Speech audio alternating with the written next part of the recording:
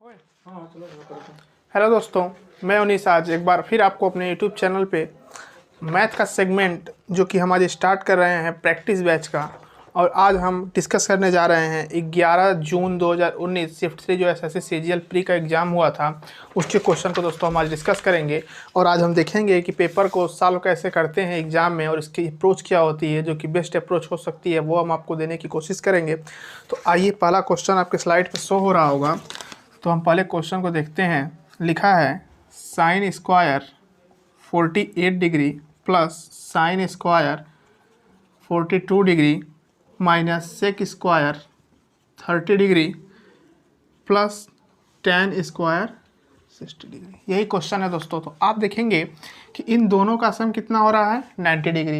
यानी कि आप एक फार्मूला पढ़े होंगे कि sine 90 minus theta is equal to कितना होता है, कॉस थीटा होता है। तो यही सूत्र को हम यहाँ पे अप्लाई करेंगे तो आप देखेंगे कि साइन स्क्वायर 48 डिग्री प्लस, जब इसको हम करेंगे 90 माइनस थीटा तो 90 माइनस 48 करना पड़ेगा। तो यहाँ पे वैल्यू क्या आ जाएगी, कास स्क्वायर 48 डिग्री माइनस, अब देखेंगे यहाँ पे एक फार्मूला आप देखे होंगे कि sine square theta plus cos square theta कितना होता है, 1 होता है। तो यहाँ पे सेक स्क्वायर की वैल्यू रख लेते हैं हम। तो सेक 23 की वैल्यू कितनी होती है, सेक 30 की वैल्यू होती है आपकी 2/√3। तो जब हम इसका यहाँ पे स्क्वायर करेंगे तो कितना आ जाएगा, 4/3 आ जाएगा। ठीक है। वैसे ही tan 60 की वैल्यू कितनी होती है, तो आप कहेंगे tan 60 की वैल्यू होती है √3। तो √3 का स्क्वायर करेंगे तो कितना आ जाएगा 3। अब देखिए इसकी वैल्यू कितनी है 1, यहाँ पे 4 माइनस 3, यहाँ पे प्लस 3। अब यहाँ से 3 एलसीएम लेंगे तो देखेंगे 3 एलसीएम लेंगे तो यहाँ पे कितना होगा 3, यहाँ पे 4 प्लस यहाँ पे कितना हो जाएगा 3 3 9। तो आप देखिएगा 3 में से 4 जाएगा तो कितना होगा, तो आप कहेंगे -1, और -1 प्लस 9 कितना हो जाएगा 8, और 8/3। तो इसका ऑप्शन नंबर कौन है, ए। यानी कि ऑप्शन नंबर 1 इसका क्या है, करेक्ट आंसर है। तो आप देख लीजिए यहाँ पे दो फार्मूला यूज हुआ है, एक sine 90 minus theta is equal to cos theta. तो हो गया आपका sine square 48 plus cos square 48। इन दोनों की वैल्यू हमको पता थी तो रख दिए हैं। उसके बाद sine square theta plus cos square theta बराबर कितना होता है 1। उसके बाद इसकी वैल्यू रख के यहाँ पे हम जैसे आप भिन्न का जोड़ करते हैं वैसे कर दिए हैं। अब आते हैं अपने क्वेश्चन नंबर 2 पे। अब क्वेश्चन नंबर 2 आप देख रहे होंगे, लिखा है कि ए अनुपात बी का मतलब कितना है 5:8। ऐसे ही यहाँ पे लिखा है सी अनुपात बी का मतलब है 4:3। ये लिखा है। तो ए बी सी आपसे पूछा गया है, यही पूछा गया है। तो आप एक चीज़ देखिए, आप एक चीज़ देखेंगे, देखिए आप एक चीज़ देख रहे होंगे, ध्यान से देखिए कि b यहाँ पे भी कितना है 8 है और यहाँ पे कितना है 3। तो क्या ऐसा हो सकता है कि दोनों की वैल्यू अलग अलग हो, तो आप कहेंगे कि नहीं, ऐसा पॉसिबल नहीं है, दोनों की वैल्यू को हमको सेम करना पड़ेगा। तो यहाँ सेम करने के लिए इसको हम 24 बना लेते हैं। 8 और 3 का जो एलसीएम होगा तो यहाँ पे हम देखिए 8 से गुणा करेंगे तो यहाँ भी हमको किससे करना पड़ेगा 8 से, यहाँ पे हमको 3 से गुणा करना पड़ेगा तो यहाँ भी किससे करना पड़ेगा 3 से। तो आप देखेंगे कितना होगा 8 5 3 15, 8 3 24। यहाँ देखेंगे 8 चौक 32 और यहाँ देखेंगे 8 3 24। तो अब देखेंगे b की वैल्यू दोनों जगह पे क्या आ गई, सेम आ गई। तो आप यहाँ पे वैल्यू रख दीजिए। a का वैल्यू कितना है 15, तो यहाँ रखेंगे 15। b की वैल्यू कितनी है 24, तो यहाँ रखेंगे 24। और c की वैल्यू कितनी है 32, तो यहाँ पे रखेंगे 32। तो यही आपका क्या होगा, करेक्ट आंसर हो जाएगा। तो ये किस ऑप्शन में है, तो ये ऑप्शन में है आपके ऑप्शन नंबर सी। तो इसलिए इसका ऑप्शन नंबर सी क्या होगा, सही हो जाएगा। आते हैं नेक्स्ट क्वेश्चन पे। देखिए यहाँ पे क्वेश्चन नंबर 3 जो है ये है आपका बोर्ड मास रूल पे क्वेश्चन है। तो बोर्ड मास रूल को हम थोड़ा सा डिस्कस करेंगे, उसके बाद फिर इस क्वेश्चन को करेंगे। देखिए क्वेश्चन क्या दिया है, 5.8 plus 7.4 divided 3.7 multiply by 5 minus 6 into 2 divided by 2.5। ठीक है, तो यही क्वेश्चन है, इसको हमको सॉल्व करना है। तो अब देखिए कैसे करेंगे। तो आप एक चीज़ देखिएगा, यहाँ पे सबसे पहले हमको क्या करना होता है, पहले तो ब्रैकेट सॉल्व करेंगे, उसके बाद क्या करेंगे भाग, उसके बाद गुणा, उसके बाद जोड़, उसके बाद घटाना। तो देखिए पहले हम ब्रैकेट को सॉल्व करते हैं। तो जब ब्रैकेट को सॉल्व करेंगे तो 5.8 प्लस, अब देखिए ये इससे पहले भाग होगा तो 37 दूनी कितना होता है 74, तो यहाँ पे आ जाएगा 2 और 2 का यहाँ पे मल्टीप्लाई किससे होगा, इसको सॉल्व करेंगे तो आएगा 2 और यहाँ पे 5, तो मल्टीप्लाई करेंगे तो आएगा 10 माइनस, अब यहाँ पे देखिए 6 होगा 2 और डिवाइड किससे होगा 10/25, क्योंकि अगर ये जब हम इसका एक रूल होता है, जैसे कि मान लीजिए कि 3 डिवाइडेड बाई कितना लिखना है 2 लिखना है, तो हम क्या करते हैं 3 करते हैं मल्टीप्लाई का साइन और 1/2 मतलब मल्टीप्लाई का साइन लगाते हैं और इसको रिवर्स कर देते हैं। तो वैसे ही यहाँ पे किया गया है और नीचे पॉइंट था इसलिए ऊपर एक 0 बढ़ा दिया गया है। अब देखिए कैसे करेंगे, 5 दूनी के 10 और 5 कितना होगा 25 होगा। अब देखिए अब क्वेश्चन कैसे करेंगे, अब यहाँ पे हम लिख लेंगे, इसको जोड़ देंगे तो जोड़ने पे कितना होगा 15.8 होगा माइनस, अब देखिए 6 दूनी के 12 और 12 दूनी के 24, 24 बटे कितना होगा 5, तो 24 से 5 को भाग देने में कितना आएगा 4.8। लेकिन आसानी से और समझने के लिए अब क्या करेंगे, यहाँ भी 2 से मल्टीप्लाई कर लीजिए, यहाँ भी 2 से कर लीजिए, तो देखेंगे 15.8 24 दूनी कितना होगा 48, 48 बटे 10, तो यहाँ पे पॉइंट लगा लेंगे तो ये हट जाएगा हमारा और इससे घटाएंगे तो आपका होगा 11 इसका करेक्ट आंसर होगा, ऑप्शन नंबर 2 इसका करेक्ट आंसर हो जाएगा। अब आ गया ये क्वेश्चन नंबर 4 पे। देखिए क्वेश्चन नंबर 4 लिखा है कि एक रेलगाड़ी बिना रुके 80 किलोमीटर प्रति घंटा की औसत चाल से आकर चलने के साथ 72 किलोमीटर की औसत चाल से चलती है, तो बताइए रेलगाड़ी औसत कितने मिनट के लिए रुकी थी। तो ऐसे क्वेश्चन में आपको क्या करना होता है, जो दोनों स्पीड दिया रहता है उसका आपको क्या करना है डिफरेंस लेना है। तो 80 में से 72 जाएगा तो कितना होगा, देखिए 80 में से जब 72 जाएगा तो कितना होगा आपका, तो आपका आंसर आएगा 8 और नीचे क्या लिख देंगे 80 लिख देंगे, ठीक है।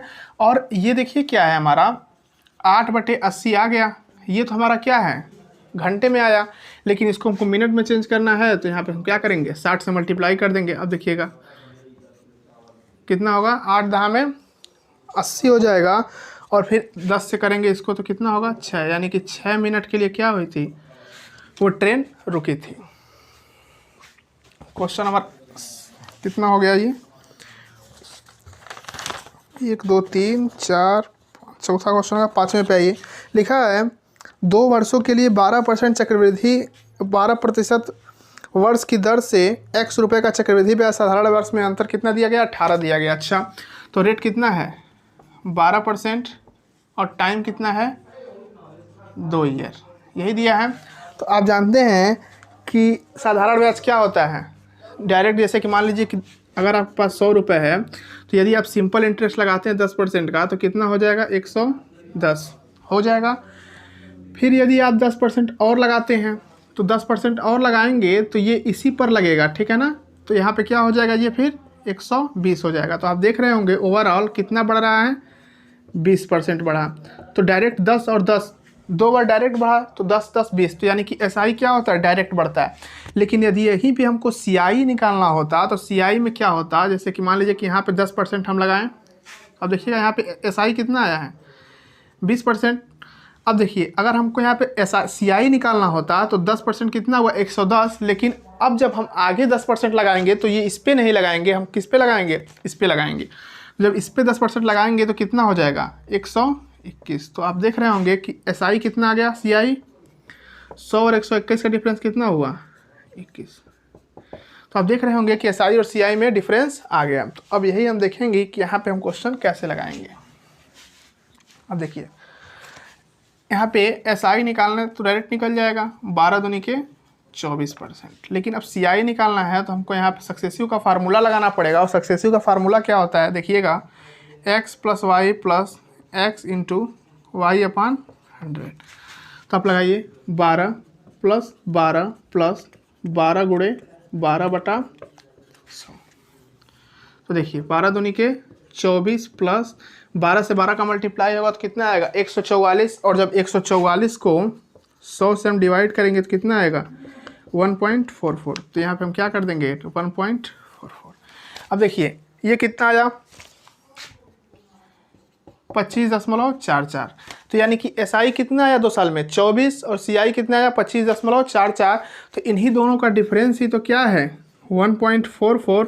और 1.44 की वैल्यू आप क्वेश्चन में कितनी दी गई है 18 दी गई है। तो आप देखेंगे 1.44 यूनिट इज इक्वल टू कितना है 18, यही दिया है।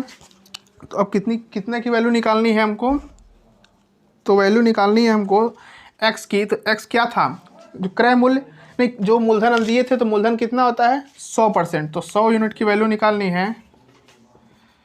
तो आप करेंगे 18/144, ऊपर जाएगा 100 और फिर इससे मल्टीप्लाई कर देंगे किसका 100 से। क्यों कर देंगे, क्योंकि 2 जीरो है तो उसके लिए हम 100 बढ़ाए हैं और 100% की वैल्यू चाहिए तो 100 इसलिए हम मल्टीप्लाई किए हैं। अब देखिए 18 से इसको मल्टीप्लाई करेंगे तो कितनी बार में जाएगा 18 से जाएगा 6 48 18 अपन लीजिए 9 दूनी के 18 9 एकम 9 और फिर 5 9 6 के 54 2 8 16 8 बार में जाएगा। और यहाँ पे आप करेंगे तो 4 से ये 2 बार में, तो 4 से ये 25 और ये 2 से कितनी बार में जाएगा 50 बार में। तो 25 दूनी के कितना 25 25 कितना होगा 125 जीरो, यानी कि 1250 रुपये इसका करेक्ट आंसर होगा ऑप्शन नंबर ए। तो क्वेश्चन बहुत अच्छा था, तो आप ऐसे ही क्वेश्चन को अप्रोच लेंगे। तो क्वेश्चन नंबर 6 में लिखा है कि एक व्यक्ति अपने चीनी के मूल्य में 21% की वृद्धि करता है और कोई व्यक्ति अपने खर्च में केवल 12% की वृद्धि करना चाहता है, तो बताइए उसको खपत में कितने प्रतिशत की कमी करनी होगी। तो आप ध्यान से देखिए क्वेश्चन को कैसे करते हैं और इसका तरीका क्या होता है। आप बताइए, मान लीजिए कि किसी सामान्य का मूल्य होता है और उसकी क्या होती है खपत, वही तो क्या होता है हमारा खर्च होता है। जैसे मान लीजिए कि हमारा मूल्य कितना है, मान लीजिए चीनी 12 रुपये किलो है और खपत हमारे 3 किलो की है, तो 12 3 36 रुपये क्या आ जाएगा हमारा खर्च आ जाएगा। यदि मान लीजिए कि हम मूल्य को कम करते हैं, मान लीजिए मूल्य को हम 3 रुपये कर दिए और खपत को क्या कर दिए बढ़ा दिए, तो हमारा क्या होगा खर्च भी उसी हिसाब से बढ़ेगा। तो आप देखिएगा यहाँ क्या बोला गया है, वो चीनी के मूल्य में 21% की वृद्धि करता है, यानी कि पहले चीनी का मूल्य था 100, अब कितना हो गया 121। आगे देखिए खपत पूछा गया है कि खर्च को केवल 12%। अब देखिए यहाँ पे ये नहीं दिया गया हमको और खर्च दे दिया गया है, तो खर्च दिया गया कितना 12%। तो पहले खर्च था कितना 100, अब कितना हो गया 112। और खपत के बारे में हमको जानकारी नहीं दी गई है, यही पूछा गया है कि बताइए खपत को क्या करना पड़ेगा, कितना % कम करना पड़ेगा। अरे भाई जब मूल्य बढ़ेगा खर्च बढ़ेगा तो खपत भी क्या होगी हमारी उसी हिसाब से कम हो जाएगी। आप देखेंगे 100 से या 100 क्या हो जाएगा कट जाएगा और खपत कितना आ जाएगा 112 ऊपर ही रह जाएगा और 121 कहाँ पे आ जाएगा नीचे चला जाएगा। तो अब देखिए पहले कितना था 121 खपत था, अब कितना हो गया खपत 112। मान लीजिए पहले 121 किलो आता था क्या चीनी है ना, तो चीनी 121 किलो खाते थे, तो अब 112 किलो ही खाएंगे। तो अब वही कमी बताना है, तो कमी कितने का हुआ, तो 8 और 1 9 का कमी हुआ। कमी कितने की हुई है 9 की कमी हुई, कितने पे 121 पे, तो 9 की कमी 121 पे। तो यहाँ बताना है आपको कमी प्रतिशत गुणे 100। तो आप निकाल लेंगे ये और यही क्या होगा आपका करेक्ट आंसर होगा। तो इसका आंसर आप कैलकुलेट कर लेंगे 7 पॉइंट समथिंग आएगा, इसलिए उस क्वेश्चन को हम आगे आते हैं। क्वेश्चन नंबर 7,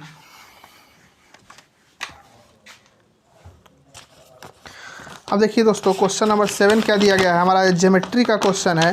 ज्योमेट्री का क्वेश्चन है और सिमिलरिटी का क्वेश्चन है। तो सिमिलरिटी का क्वेश्चन है, तो देखिए जैसे कि मान लीजिए कि 2 ट्रायंगल हैं, ठीक है। ये 2 ट्रायंगल आपको दे दिए गए हैं। एक का नाम क्या है ABC और इसका क्या है PQR, और दोनों क्या है आपस में सिमिलर ट्रायंगल हैं। तो सिमिलर ट्रायंगल का मतलब क्या होता है, जैसे कि मान लीजिए कि ये सिमिलर ट्रायंगल कैसे दिया गया है ABC और QPR दिया गया है। तो यहाँ पे आप देखेंगे QPR दिया गया है, QPR दिया गया है। मतलब क्या है कि देखिए ए बी अपान, मतलब कि ये वाली भुजा तो ये वाली भुजा, पी क्यू। अब देखिए ए सी तो आपको क्या लेना पड़ेगा, Q R, A C Q R, B C P R, B C P R. ये क्या हुआ, इनके दोनों मतलब दोनों ट्रायंगल की जो भुजाओं का रेशियो होता है वो इक्वल होता है, समान होता है, और इनका जो एरिया होता है वो इन्हीं भुजाओं के स्क्वायर में क्या होता है, रहता है। जैसे कि मान लीजिए area of A B C और एरिया ऑफ पी क्यू। तो यही क्वेश्चन पूछा गया है कि देखिए यहाँ पे हमको ए बी की वैल्यू दी गई है, बी सी की वैल्यू दी गई है और ए सी की वैल्यू दी गई है, ठीक है। और आपसे पूछा गया है कि आर क्यू की वैल्यू बताइए क्या होगी, नहीं दिया गया है ना। तो आप देखिए आर क्यू कहाँ पे लिखा गया है, ये लिखा गया है। तो आप कोई भी, या तो इसके साथ ये वाला ले लीजिए या तो आप ये वाला ले लीजिए, दोनों ले लेंगे तो कोई दिक्कत नहीं, आप एक ही ले लीजिए सीधे।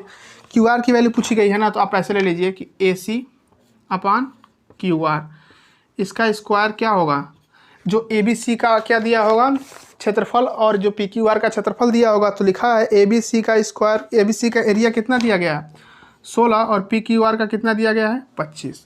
तो आप देखेंगे जब यहाँ से हम इसका वर्गमूल लेंगे तो ये हटेगा, तो यहाँ पे हो जाएगा, यहाँ पे हमको रूट लगाना पड़ेगा। तो ए सी बराबर और क्यू आर बराबर, तो ए सी का मान कितना हो जाएगा 4 और क्यू आर का मान कितना हो जाएगा 5। अब आप देखेंगे कि ए सी की वैल्यू क्या है, हमको गिवन है, तो ए सी की वैल्यू हम कितना लिख लेंगे 6। तो क्यू आर की वैल्यू यहाँ से कितनी आ जाएगी, क्यू आर की वैल्यू आ जाएगी 6 × 5 = 30, 4 30/4। इसका आंसर कितना हो जाएगा 7.5 सेंटीमीटर करेक्ट आंसर होगा, ठीक है।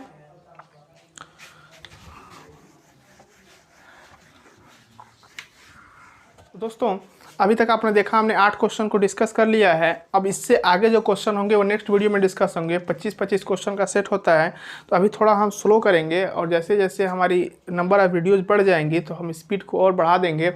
तो आप तब तक इस वीडियो को देखिए, और ऐसे ही मिक्स्ड क्वेश्चन की प्रैक्टिस हम रीजनिंग की भी स्टार्ट कर देंगे बहुत जल्द। तो दोस्तों आप ऐसे ही चैनल को शेयर करिए ज़्यादा से ज़्यादा और लोगों से सब्सक्राइब करवाइए, और बिल्कुल अच्छी अच्छी वीडियो आपको बहुत जल्द प्रोवाइड की जाएंगी, और इससे भी अच्छी और इसकी अप्रोच और भी बेहतर की जाएंगी। तो दोस्तों मिलते हैं अगले वीडियो में, थैंक यू।